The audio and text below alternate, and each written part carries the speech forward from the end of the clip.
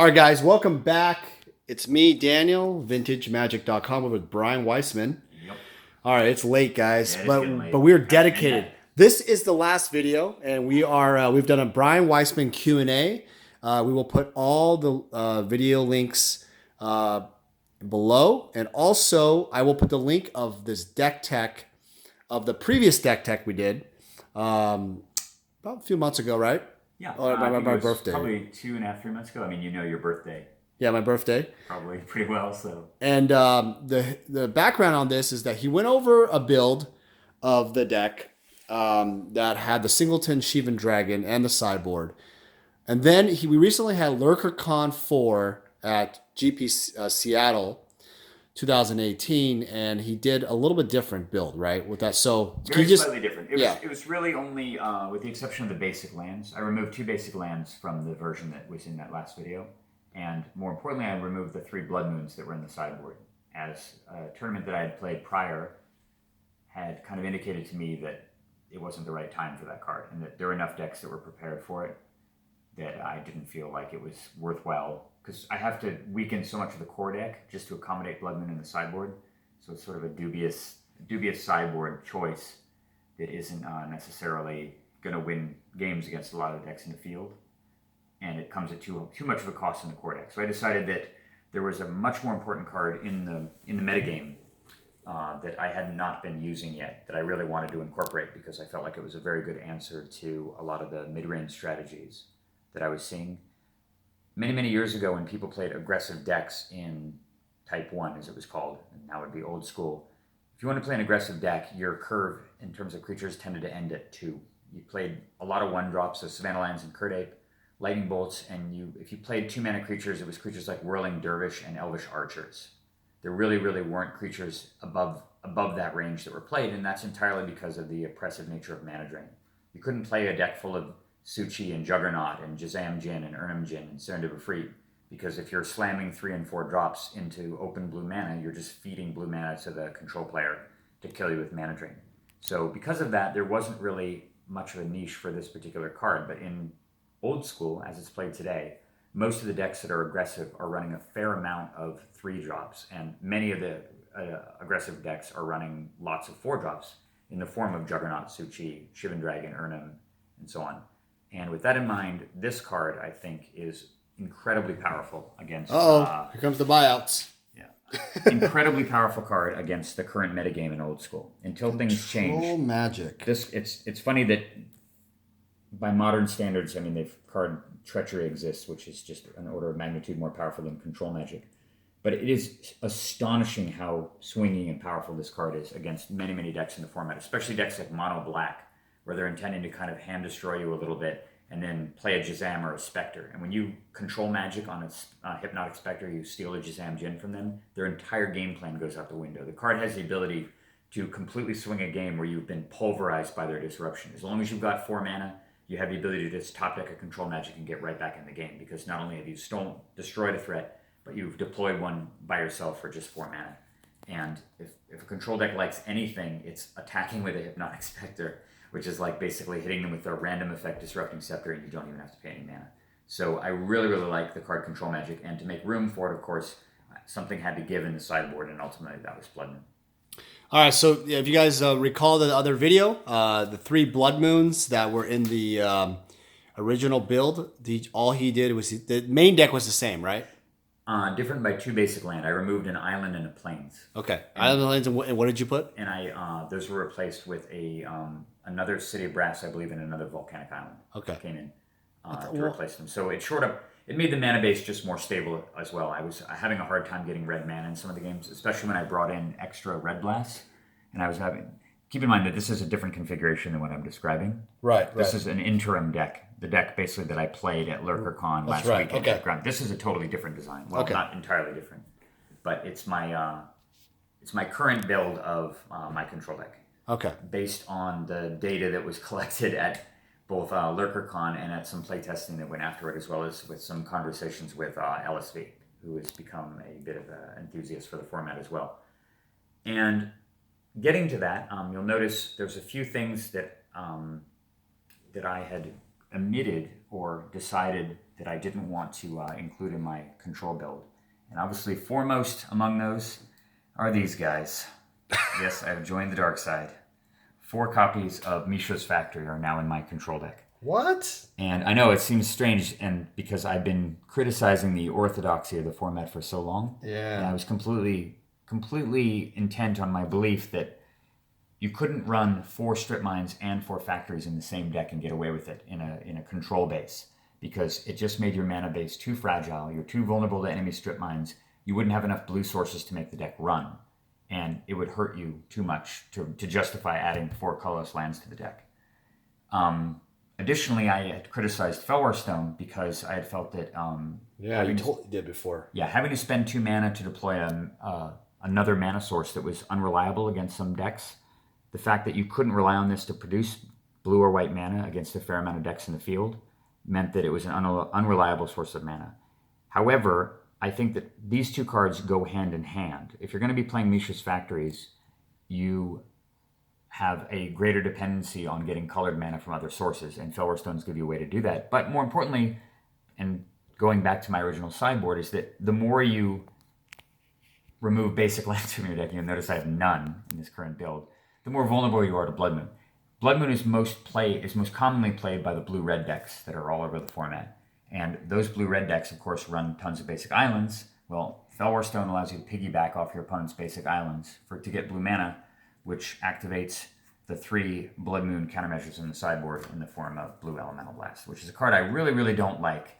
But when I was discussing this card with Lewis, he raised the point of being afraid of Blood Moon. And the more I thought about it, the more I realized that running an entire deck with all non-basic lands is extremely risky. If you don't have access to Blood Moon, it's not like the card is terrible against decks that you want it against. There's plenty of decks that do run red spells that you might want to cast Blue E-Blast against. I just feel that white is a better way to combat red than blue is, because they can't just blast you back. Right. And but Blood Moon is such an overarching problem that I think that the inclusion of Blue E-Blast gives you a little bit more defense against that. It gives you an out if you're caught without a disenchant or you're caught without white mana when they play the Blood Moon. At least if you have Blue Elemental Blast, you've got more outs. You've got Lotus, Chaos Orb, 2 Felwar Stones, and the Sapphire as a way of potentially interacting with the Blood Moon and not being just totally destroyed by it. So in light of that, I feel like the Felwar Stones make sense. But I want to talk about something else actually that's related to some other decisions in the deck. Okay.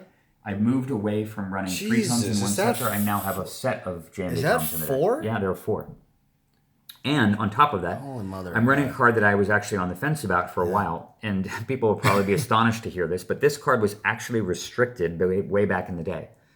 Copy Artifact used to be a restricted card a long time ago, and because of the presence of Red Blast and because of the fact that the deck only ran 3 card advantage artifacts back in the day, it only ran 2 tomes and a scepter. 2 scepters and a tome. And also the Chaos Orb was banned for a good portion. I think it was banned in 1995. There were less good juicy artifacts to copy with Copy Artifact. You were less likely to have a card advantage card in play. And when you drew the Copy Artifact, so often you were just going to be spending 2 mana to copy a Mox. Right. Which is kind of just like a bad version of Felwar Stone. You might as well just be running Felwar Stone. And for that reason, the Copy Artifact didn't really make a lot of sense back then. In contemporary old school, you have the Chaos Orb and now 5 card advantage artifacts to use the Copy Artifact on. And of course, you can piggyback on your opponent's artifacts, and there's Felwar Stones to copy as well. And I think that elevates the value of this card so high that it may actually make sense to run 2. And I think that LSV is actually running 2 in his current build. Now, your Lurkercon 4 match, which we haven't posted yet, your opponent, Eric, had a Copy Artifact with another Chaos Orb. Yeah, in fact, did I give you some? It's not so much it was that game in particular. I mean, obviously that was difficult. That was troublesome to deal with. Yeah. But the truth of the matter is the Copy Artifact is so flexible. The flexibility is tremendous. You can even use it to copy Mishra's Factories too, which is another reason to include it. If you need another beater, if you need to get factory advantage, let's say you both have a factory in play and you want a second one out, then Copy Artifact gives you a way to do that. I think the card is super flexible and is good enough that it warrants main deck inclusion, at least as a 1 of, and possibly even as a 2 of, although it would be I feel like the list is super tight.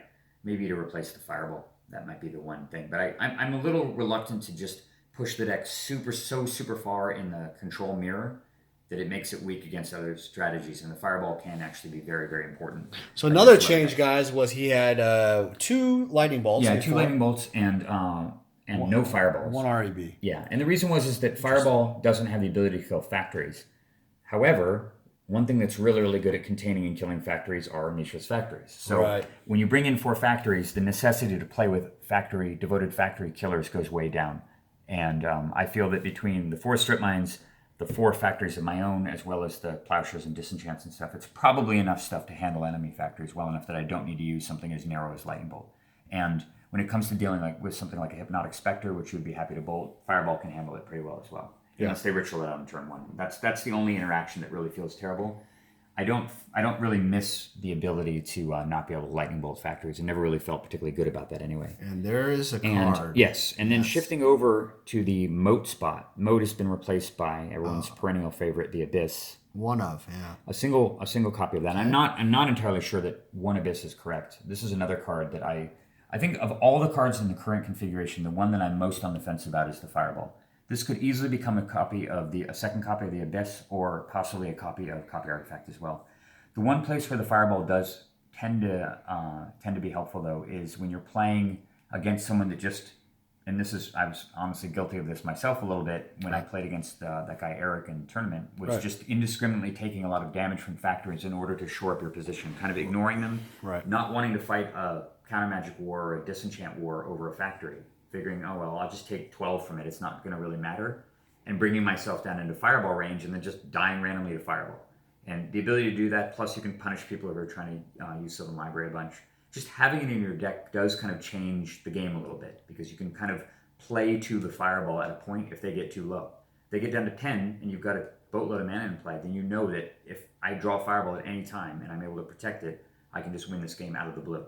Yeah. So fireball is very decisive. It was, as you'll see later in the video from Lurkercon, if you watch it was completely decisive in the first game, and actually decisive in the second. Although if I were him, I would have sideboarded out for game 2. But maybe this should be an Abyss, or maybe it should be another Copy Artifact. I'm not entirely sure about that, but I kind of like having the card in there for now. All right, guys. So by the way, he mentioned this Lurkercon video. We have this for Brian's semifinal match. He played Eric Peterson, who ended up winning the Lurkercon. We're actually going to be doing some professional editing, and to actually make that, we're going to do something kind of cool. We're going to actually have some commentary, right? Yeah, commentary with Brian, because you'll see. Because what happened was the video was like over an hour plus long, and there were some decisions that were literally like 10 minutes long. And I mean, I had to use the restroom. I mean, it was ridiculous. I couldn't do it. I mean, it was literally, there was some incredible decisions. So we're not going to give it away in this video because I want you guys to check it out. But I'll probably post this deck tech, and then we'll say, hey, look, when that video gets produced, I'll put the link on it. But it's an excellent, just the amount of decision making that was incredible. It's a very good demonstration of two quite similar control decks battling for position and card value for an hour. And if you're into that sort of thing, and not everybody is, I get that. But if you're a fan of the format, you certainly need, even if you don't want to use it, you need to understand how the strongest deck in the format works and how it plays out. And the decision-making process of how to win in the mirror matchup is one of the hardest things to do in the format. Sometimes the cards just show up in the right order and the deck essentially plays itself for you. Right. But a lot of the games, it doesn't work out that way, and you have to figure out how you're going to win, because you have almost exactly the same resources as your opponent. You have the same number of counterspells for the most part, the same number of swords, the same number of disenchants, the same restricted list. But using those cards in the correct order to gain an advantage over your opponent is a very tricky endeavor. And that game is a really, really good demonstration of a lot of the decisions that I had to make. I wanted to mention one thing about the mana base here. The changes that I made actually pushed the mana base of the deck all the way up to 30. It now has actually 30 cards directly involved in mana production, and additionally a Copy Artifact, which can double as a 31st source. So that's pushing the mana a little bit further, which is another concession I had to make to accommodate the 4 factories. But if you actually look at the blue mana sources in the deck, previously I was running 4 volcanic islands and 2 basic islands. Right, heavy on the red. For my blue mana sources. Well, certainly heavier on the red. Yeah. And I cut the 2 factories and the 2 islands and a plane. I'm sorry, the 2 volcanics, the 2 islands and plains to make room for 4 factories and 2 Felwar stones. So these are, assuming that these are going to be blue mana sources, I actually didn't really remove all that many blue mana sources from the deck. And the reason why you can actually get away with that, and the reason why this deck functions so well, is that it actually is a style of control in old school that when I was talking with him, LSV described as tap-out control. And it seems weird to think about that a control deck is comfortable tapping out, putting permanents into play. But the truth of the matter is that because there's only one mana drain in the format, and there's only one Mind Twist, there aren't that many ways that your opponent can really punish you for tapping out, for pushing to get a threat onto the board, particularly a Jam Day Tome. And you can often just win a game against a control deck by just casting a turn 2 Jam Day Tome off of Felwar Stone and a Mox or something, maybe even running it into their counter magic, because they're not going to always have a disenchant, they're not going to always have a counter spell in their hand. If the tome sticks, they probably can't punish you for the turn that you tapped out to do it, and now you've got this artifact out there that's just going to grind them down over a few turns. And when you're playing this sort of factory acceleration style with Felwar Stone, you can comfortably tap out a lot more, because you can even commit multiple tomes to the board, and even if they do have one of those backbreaking plays like Wheel of Fortune or Balance or Time Twist or even Brain Geyser or Mind Twist, you still have this permanent advantage in play that they have to deal with. Right. And you can still just run away from the game, even if they twist away your whole hand. If you've got a tome and a scepter out, it doesn't really matter too much. So the deck is no longer basically this permission-based fortress where you just sit there and you play lands forever. You play blue source after blue source. You don't do anything. You get one card advantage artifact out and you protect your board position with mana drain. It's much more of a proactive thing where you're pushing the board state, playing Mishra's Factories, attacking aggressively with them, while deploying card advantage artifacts and letting them get destroyed because you have so many. You have up to 6, right? And as well as the recursion. And I think that this style of deck flourishes better in the environment that only has one mana drain in it. I really feel that this is a better style of the deck than the version that I was playing before. And I've said this before in numerous videos, but no matter how attached you may be to particular ideas about a format or a deck or maybe something in your life, if the evidence is showing you that you're going in the wrong direction, it's foolhardy to continue down that course, and you need to be malleable, even if it means challenging your own preconceptions about what a format is about. And for me, that was both the tournament games that I played and the later test games that I played with a friend of mine. It's pretty evident, huh? Yeah, where it was just, I played this version, he played my version from Lurkercon, and I felt like I had a huge advantage because of my 4 factories. Yeah. Even though his deck had more blue mana sources, it mattered so few games compared to how often me having 4 factories mattered. It was clearly evident that my deck was stronger in the mirror.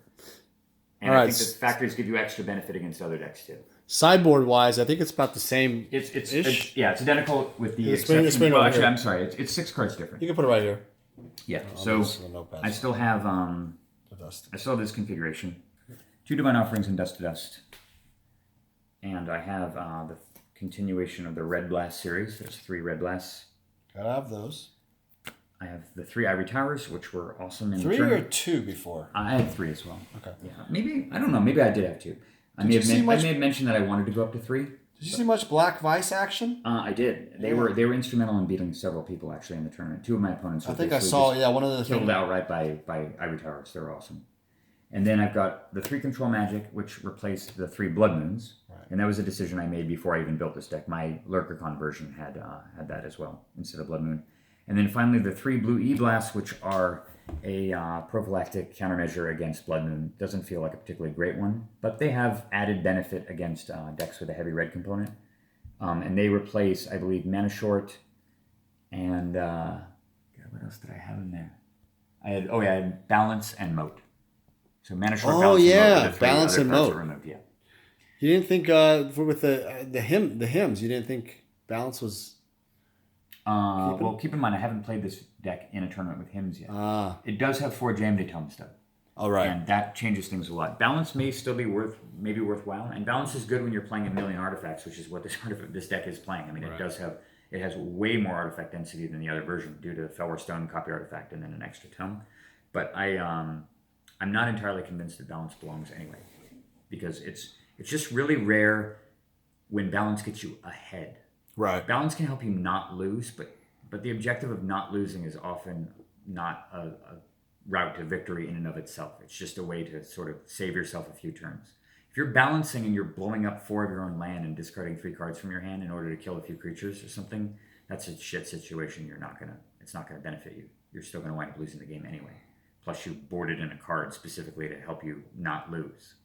Yeah, this is a really great deck. I mean, I mean, this is guys. I love how the deck has been feeling. No, seriously. I mean, I just well. played Brian at least a bunch of games. I mean, I think I won one game at no matches, but we didn't sideboard. But I mean, this and ironically, the one game I won, I had this sexy card. Yeah, this thing, yeah. Yeah, I mean, that's just we need to get rid of that or figure something out. But yeah, I like this new approach because before, guys, the game ender was Shivan Dragon. I know it's not as sexy to have that big Shivan and whatever, but I mean, wasn't there a game where he swords it or something, or he?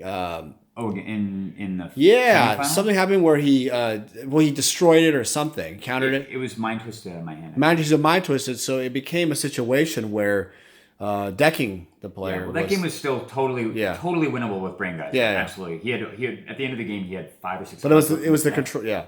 I wasn't relying on the Shivan. I had it in my hand almost the entire game, but I had it in my hand the whole game instead of something that actually could have mattered, which is a big problem. There was never a window for me to ever play the Shivan. He always had Sword Splashers in his hand, so I never had an opening, and I never had control of that game at any point. So the Shivan was just absolutely dead weight in my hand the entire game.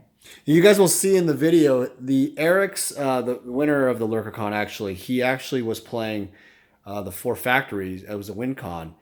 2 fireballs? He was playing? I think only saw one. Yeah. I only saw one. Yeah. It was pretty... It wasn't exactly the same build as this, but I think that's great. I like to see Brian play a tournament with this build. It's very different. What do you guys think? I want to see your comments below. Do you think Brian should change anything here?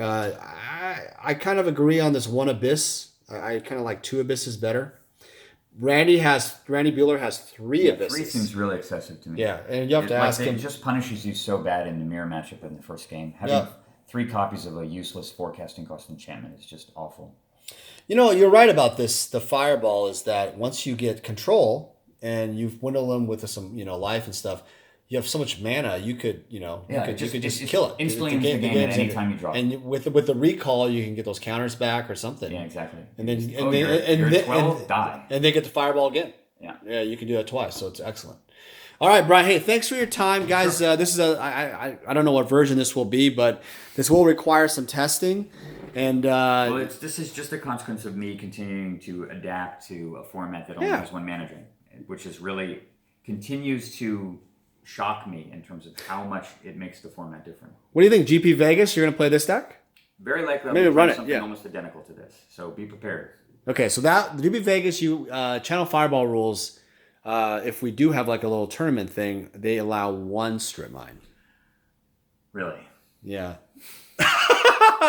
So let me ask you a good question. You have a few moments here. Yeah.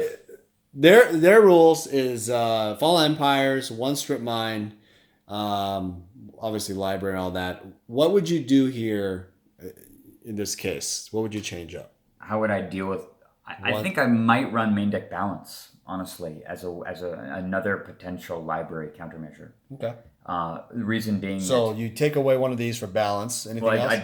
I'd cut 3 of these, of course. I would probably drop 1 mana source total, and I would just run 3. Actually, you know what? I might go back to a Blood Moon version. In fact, I'm nearly certain I would go to a Blood Moon version of this deck again. With 1 strip mine. If I could only play 1 strip mine, yeah. Because Blood Moon's a pretty good way to shut down library, too. Right. And if they get library and you go Landmark, Soul Ring, Blood Moon, their library is screwed, and very likely the rest of their deck is screwed, too. So would you do the factory version with Blood Moon? I would still run factories, yeah. I think it's too insane. strong. I think it's insane not to run them, especially if you're only running a single strip line. They're too much upside for too little downside. Yeah, one strip. Yeah, it's excellent.